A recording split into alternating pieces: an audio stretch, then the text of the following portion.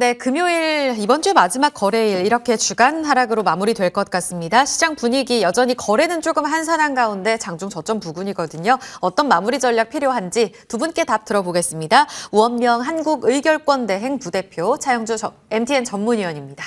두 분 어서 오세요.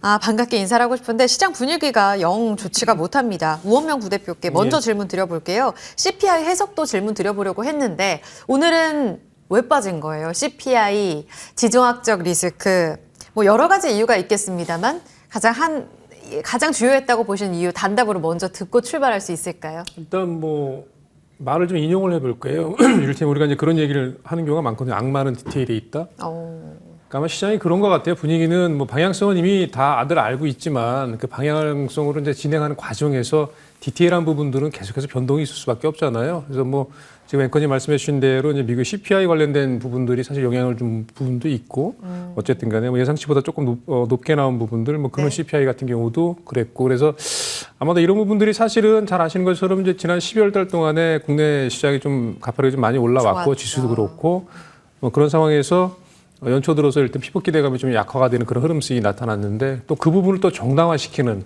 주가가 좀 빠져야 된다라는 그런 어떤 시각을 정당화시키는 또 CPI 지표가 나왔고 뭐 그러다 보니 아무래도 시장은 조금 위로 올릴 만한 어떤 여력을 갖기가 좀 어려운 상황으로 진행이 되다 보니 시장이라는 건 사실 오르지 않으면 빠지는 것 둘 중에 하나잖아요. 네. 아니면 횡보일 수도 있는데 어쨌든 간에 횡보라는 것 자체도 오르지 못한다는 의미이기 때문에 관련해서 이제 그렇게 진행이 되는 흐름들로 판단이 됩니다. 그래서 앞서 말씀드린 대로 일단 뭐 방향성 금리를 내릴 거라는 기대감은 여전히 시장에 팽배해 있죠. 근데 이제 그 과정에서 언제쯤 내릴 거냐, 뭐 이렇게 진행되는 부분들이 디테일한 부분에서 상당히 어떤 그 노이즈들이 나올 가능성이 계속 있기 때문에 그때마다 시장은 여전히 영향을 받을 수밖에 없다. 그래서 보시면 주가도 마찬가지로 이렇게 우리는 이렇게 편안하게 올라가기를 원하는데 주가가 이렇게 해서 결국에는 뭐 추세로 보면 올라가는데 중간중간에 굉장히 이게 정말 올라가는 건가를 이제 의심할 정도의 어떤 그런 하락들이 계속 나온단 말이에요. 뭐 그럴 수밖에 없는 상황이다라고 판단이 됩니다. 그래서 그런 식의 어떤 주가 흐름이 오늘 뭐 고스란히 좀 반영이 되고 있다. 이렇게 해석을 해보겠습니다. 디테일 속에 악마가 숨어 있다. 맞는 것 같아요. 그 금리 인하에 대한 그럼 경로의 불확실성 얘기를 하셨는데 근데 금리가 10년물 국채금리 기준으로는 4%에서 더 올라가진 않고 있잖아요. 그럼에도 불구하고 지금 CPI가 시장에 큰 충격을 준 거는 맞다라고 보시는 건가요? 그럼요. 물론 앞서 방향성을 말씀을 드렸기 때문에 국채금리가 또 방향은 이미 정해져 있는 걸 다 아는데 국채금리가 또 급하게 올라갈 가능성도 사실 없잖아요. 네. 뭐 그런 부분을 이해하시면 되겠다고 말씀드려보겠습니다. 알겠습니다. 차 의원님은요. 단답으로 먼저 출발해보면 오늘 핵심적인 악재가 뭐였길래 지수가 5장 더 끌어내려갔는가? 샴페인을 좀 일찍 터뜨렸다. 저는 이렇게 좀 말씀드리고 싶어요. 그러니까 뭐냐면 금리 우리가 이제 계속해서 2022년부터 이제 연준의 금리 인상이든지 인하든지 연준의 결정이 주식시장에 미치는 영향들이 굉장히 컸는데 그 괴리가 벌어졌을 때 주식시장의 변동성이 컸어요.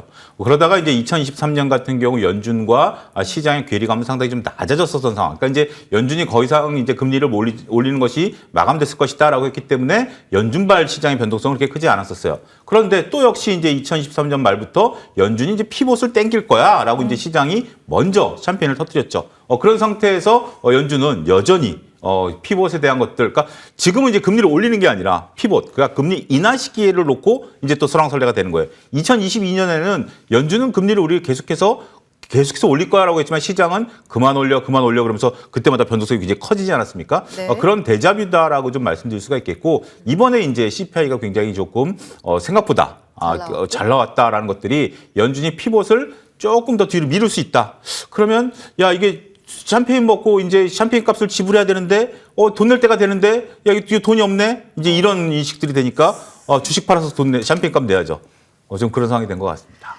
근데 그게 비단 우리에게만 악재는 아니잖아요, 위원님. 근데 미국도 물론 지수가 아주 강력하진 않았고 신고가 이후에 꺾이긴 했습니다. 다만 다우 S&P 500 지수 이번 주에 신고가 경신 나왔죠. 일본 33년 내 최고치죠. 미국의 금리 인하에 대한 그 피복 기대감이 먼저 축포를 터뜨려서 약화된다면 우리뿐만 아니라 이들도 조정받아야 되는 것 아닌가라는 생각이 드는데 왜 우리만 유독 이렇게 좀 크게 빠지는지.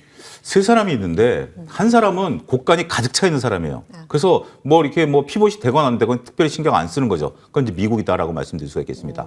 그리고 또 한 사람은 이제 앞으로 돈 벌 기회가 많다라고 여겨지는 거예요. 그동안에 열심히 고생했는데 그 고생 대비해서 미래에 돈을 좀 많이 벌 것이야. 이제 경제가 성장할 거야라고 보는 것이 일본이라는 친구입니다. 그럼 우리는 어떠냐?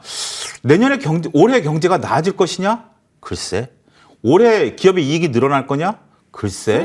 이러다 보니까 왜냐하면 우리 수출 지표도 잘 나왔잖아요. 수출이 의원님. 잘 된다 하더라도 경제 성장률 자체가 우리가 이제 참 상당히 안타까운 부분들, 그러니까 2% 미만으로 지금 경제 성장률을 보는 거 아니겠습니까? 네. 역대 이제 그 경제 성장률 중에서 굉장히 낮은 수준이에요. 자, 예. 우리가 2%대 경제 성장률이, 그러니까 1%대 경제 성장률 2% 미만이다라는 것은 여기 지금 이제 세 사람이 진행을 하지만 경험해보지 못하는 거예요. 왜 그러냐면 우리가 1%대 경제 성장을 언제 했었냐면 1964년입니다. 그 이후에는 뭐 20%대까지 경제 성장을 했었어요. 근데 이제 1%대 저성장이 된다는 거죠. 기업들이 이익을 벌어야 되는데 수출이 7% 늘어난다? 기저효과죠. 우리가 이제 작년에 수출이 워낙 안 좋았기 때문에 자, 우리가 기준점이 어디에 있냐에 따라 달라. 7%가 늘어난다라면 전년 대비 7%가 늘어난 거거든요. 근데 전년도가 워낙 안 좋았었기 때문에 올해 7%가 늘어난 것을 전전년도랑 비교한다라고 보면 그렇게 늘어난 걸 보기는 어렵겠죠. 더군다나 이제 우리가 수출을 주도하는 것이 일부 섹터가 되는 거죠. 반도체, 자동차 등 이런 것들을 놓고 본다라면 그러니까 윗목이 따뜻해지면 아랫목이 따뜻해져야 된다라는 것들이 있습니다만 제가 어렸을 때 살던 집은 그랬어요. 윗목이 따뜻하면 아랫목이 따뜻하면 윗목이 따뜻해졌는데 지금은 경제 구조가 이제 블록화돼 있고 양극화돼 있다 보니까 이 부분은 조금 다를 수 있다. 또 오늘 빠지는 것은 한 가지는 그거예요. 만약에 지금 이제 지정학적 리스크가 이제 커지지 않았습니까? 그 부분이 되면서 그 운송비가 올라가면 우리 같은 수출 주도형 국가에서는 운송비 부담 때문에 기업이 이익이 급감할 수 있다. 이 부분도 시장에 심적 영향을 미치고 있다 이렇게 봐야 될 것 같습니다. 아, 그렇군요. 수출이 올해 연간으로 플러스 될 거다라는 전망 기사들이 많이 나오곤 있는데 여전히 연간 성장률에 대해서는 조금 비관적인 이야기들 나오고 게다가 과연 수출이 기저를 넘어서 완전히 정상화로 들어가야 되느냐에 대해서는 아직 의문점이 좀 남아 있습니다. 게다가 지정학적 리스크도 우리에게 대외 의존도가 높은 우리에게는 비교적 악영향을 줄 수 있다. 알겠습니다. 그러면 이번 주에요. 우원명 부대표님 CES라든지 JP모건 헬스케어 컨퍼런스라든지 삼성전자의 실적까지 사실 시장을 견인할 만한 이벤트 좀 기대하면서 출발했던 게 사실인데 코스피는 2주째 주간 하락, 코스닥은 11주 만에 주간 하락을 보일 것으로 보입니다. 그러면 다음 주에는 뭔가 반격을 시도할 만한 재료가 있을까요? 글쎄 뭐 재료를 찾기는 조금 쉽지 않을 걸로 판단이 되고요. 그래요? 앞서 이제 CES나 JP모건 헬스케어 컨퍼런스 말씀하셨는데 사실 그런 부분들은 잘 아시는 것처럼 이미 작년 12월 달부터 시장에 이미 기대감들이 녹아들면서 주가가 좀 올라온 측면이 있잖아요. 그래서 뭐 잘 아실 겁니다. 매매하시는 분들 실제로 그런 어떤 이벤트 관련된 부분들은 이미 상당 기간 한 달 전부터 주가들이 움직이기 시작해서 올라왔다가 실제로 이벤트가 진행이 되는 기간 중에 빠지죠. 주가 좀 빠지거든요. 오히려 좀 빠지거든요. CS도 마찬가지고 JP모건 헬스케어도 마찬가지고 물론 이제 종목에 따라서 정말 잭팟을 터트리는 그런 기업들이 나오게 되면 잠깐 뭐 단기간에 움직일 수는 있는데 대체로는 전부 다 뭐 올라온 종목들은 이제 실제로 그 이벤트가 닥치게 되면 주가가 빠집니다. 그래서 실제로 뭐 특별한 결과가 나오지 않는 경우가 많고 기대감이 있었을 때 뭐 그렇기 때문에 항상 연례적으로 진행되는 주가 흐름이라고 저는 개인적으로 판단이 되고요. 보시면은 삼성전자 같은 경우도 사실은 실적 관련돼서 뭐 사실 조금 희망을 많이 가졌었는데 기대를 많이 했었는데 그렇지 않은 부분이 있잖아요. 그래서 이제 그 부분 같은 경우도 마찬가지예요. 그러니까 삼성전자가 어쨌든 간에 작년보다 분기가 지나면 지날수록 영업이익률이나 아니면 실적이 좋아질 거다라는 방향성은 다들 공감하잖아요. 근데 그 속도에 대해서는 시각차가 좀 있단 말이에요. 그런 부분들이 있기 때문에 삼성전자 주가 같은 경우도 뭐 그런 상황이라고 한다면 주가가 올라가기 조금 당장에는 쉽지 않은 구조다. 그리고 이제 연초부터 시작해가지고 20% 이상 올라온 가격대이기 때문에 지난 연말 이후로 그런 부분이 어떤 기대감이 좀 반영이 됐다라 판단이 되고요. 다음 주 같은 경우는 저는 뭐 공모와 관련된 종목들을 좀 계속해서 관심을 가셔야 된다. 왜냐하면 최근 들어 신규 등록주들이 상당히 좀 강세를 계속 여전히 유지를 하고 있거든요. 그 얘기는 주가가 움직이지 못하는 상황에서 수급적인 어떤 부담이 적은 신규 종목들 같은 경우는 그래도 여전히 주가가 좀 강하게 움직일 가능성이 있기 때문에 그런 맥락에서 다음 주에 보니까 뭐 HB인베스트, 우진혜택, 포스뱅크, 현대힘스 뭐 이런 종목들 공모 절차가 예정이 되어 있는데요. 공모주들 투자하실 때는 신규 상장했을 때 반드시 이를테면 그 벤처캐피탈 과거에 그 싸게 받은 물량들이 과연 얼마큼 나오는지 그리고 공모가가 실제로 기업 내용을 조금 작년도 실적 같은 경우는 다 나오거든요. 그렇기 때문에 그런 부분들을 조금 확인하시고 이 기업 시가총액이 상장했을 때 과연 조금 어울리는 가격인가라는 부분들을 점검을 하시고 대응을 하시면 다른 섹터보다는 조금 수익률 얻기가 조금 편하지 않을까 말씀드려보겠습니다. 알겠습니다. 뉴패들이 계속 들썩일 것인가? 신규 상장주의 수급 주목하셔야겠어요. 그리고 지수 견인은 못했는데 로봇주들은 그래도 CES 발 모멘텀을 받지 않았나? 라는 생각도 듭니다. 지금 잠정 집계지만 코스닥 시장에서 기관이 제일 많이 사는 탑3 종목을 보니까 레인보우 로보틱스, 큐렉소, 뉴로메카로 집계가 되고 있습니다. 모두 시세 좋고요.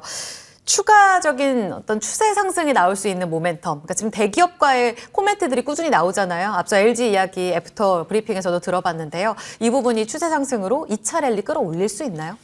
우리가 이제 랠리를 1차 랠리와 2차 랠리를 구분하는 것이 가장 이제 중요한데요. 네. 1차 랠리는 기대감입니다.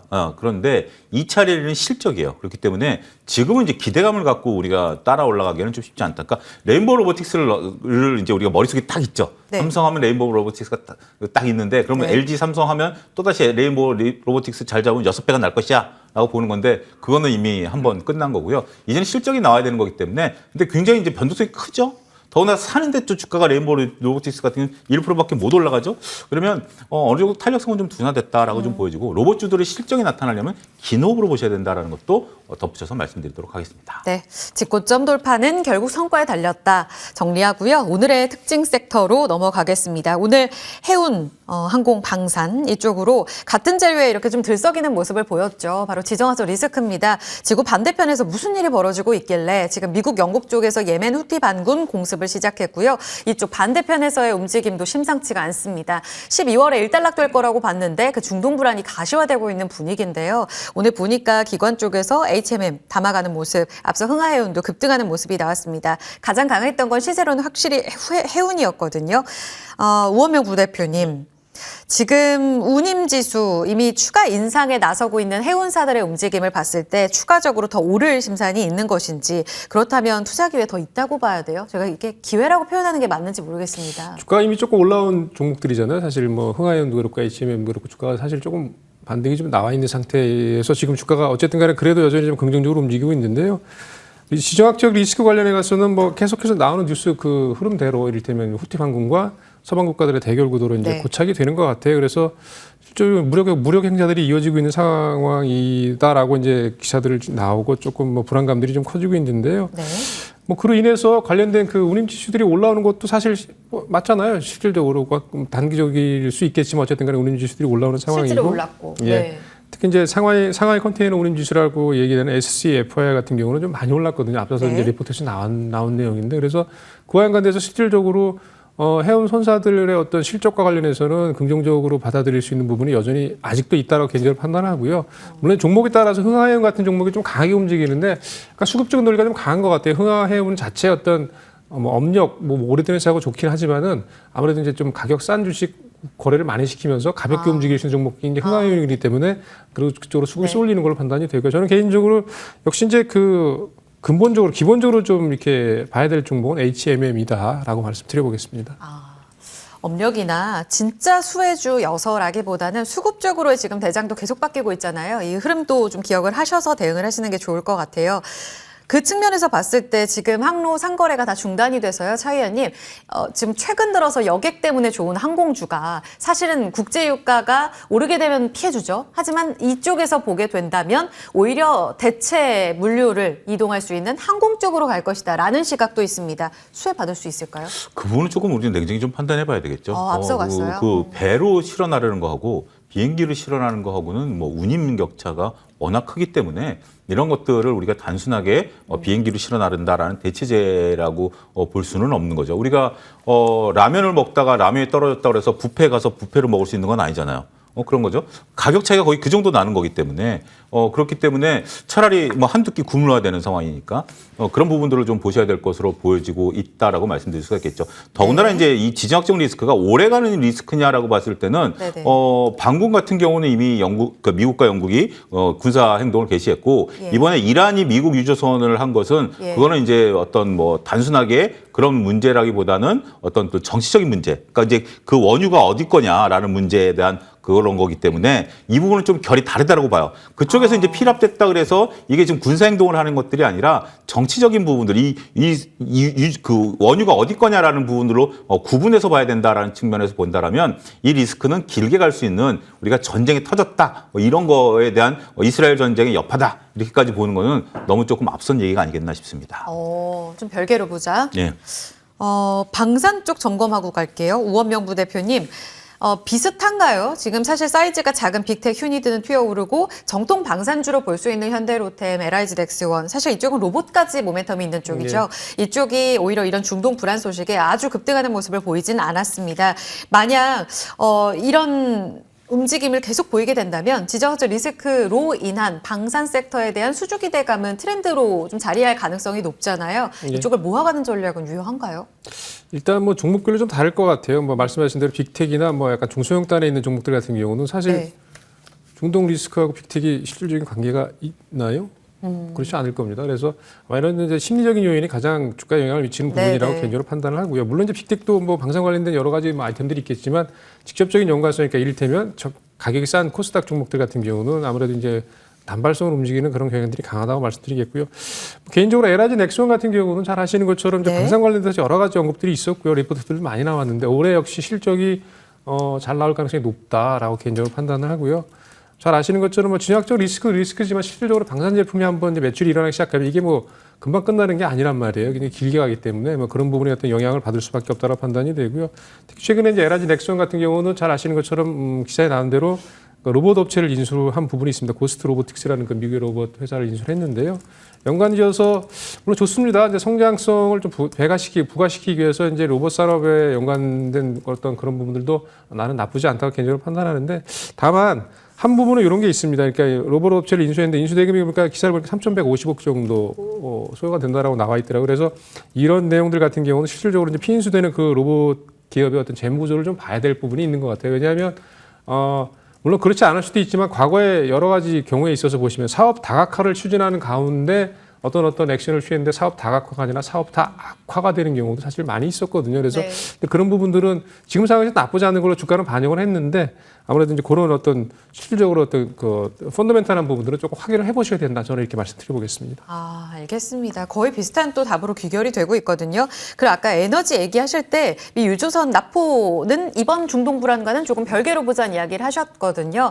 그런데 여기와 관련해서 더불어서 지정학적 리스크가 좀 불거지게 되면 유가 단기적으로 자극받을 거다라는 시각들 있습니다. 이것에 대해서는 어떻게 보시는지 단기적으로 튀어오른 오늘 흥구석유라든지 석유 도소매 쪽으로는 그러면 지금 정리하는 게 맞는 거예요? 사우디가 키를 주고 있다라고 저는 생각을 합니다. 사우디가 얼마 전에 이제 유가를 인위적으로 혼자 낮췄죠. 네. 이제 사우디 같은 경우는 이제 미국의 이제 대선을 앞두고 있는 상황에서 오히려 자신들의 몸값을 올릴 수 있는 굉장히 중요한 기회거든요. 근데 사우디가 그 전에 이제 중간 선거 때는 사우디가 미국 말을 안 들어갔잖아요. 정말 바이든 대통령이 가서 악수까지 했는데도 유가를 올려버렸잖아요. 근데 스스로가 낮춰버렸어요. 지금 왜 그러냐면 그 뉴스가 더 중요하다라고 저는 봐요. 사우디 입장에서는 지금 네옴시티를 해야 되면 사우디 같은 $70 이상 유가가 유지돼야 되거든요. 그런 상태인데 지금 사우디가 이제 오펙 플러스가 유가를 올리니까 미국 쪽이라든지 다른 쪽에서 시장 점유율을 넓히기 시작한 거예요. 사우디는 그게 더 두려운 거예요. 그래서 유가를 낮추는 상태인데 지금 지정학적 리스크가 커졌다 하더라도 사우디라든지 이란 같은 경우가 군사적으로 그리고 이제 과거 중동 정세처럼 뭉치지 않는다라면 저는 이것은 단순히 심리적으로 올라갈 것이다라고 좀 말씀드릴 수가 있겠습니다. 달러도 그렇고요. 더군다나 지금 글로벌 중국 공장이 아직 깨어나지 않고 있는 상태라고 본다라면 수요가 늘어나고 있는 건 아니거든요. 그런 상태로 놓고 본다라면 이걸로 인해서 올라가는 것은 단지 우리가 이제 자고 있는데 옆에서 큰 소리가 나면 깜짝 놀라잖아요. 그런 식으로 유가가 올라갔다가 아무 소리 아니구나 내려가는 것 정도로 생각하셔야지 이게 이제 기조적으로 유가를 끌어올린다라고 보면 사우디의 행보에 주목하자. 이렇게 정리하겠습니다. 사우디 행보, 그리고 중국은 과연 개선될 것인가 두 가지를 좀 지켜보시면 되겠고요. 지정학적 리스크의 움직임 쪽은 오늘 거의 다 심리의 영향으로 정리하겠습니다. 차영주 전문위원 우원명 부대표였습니다. 고맙습니다.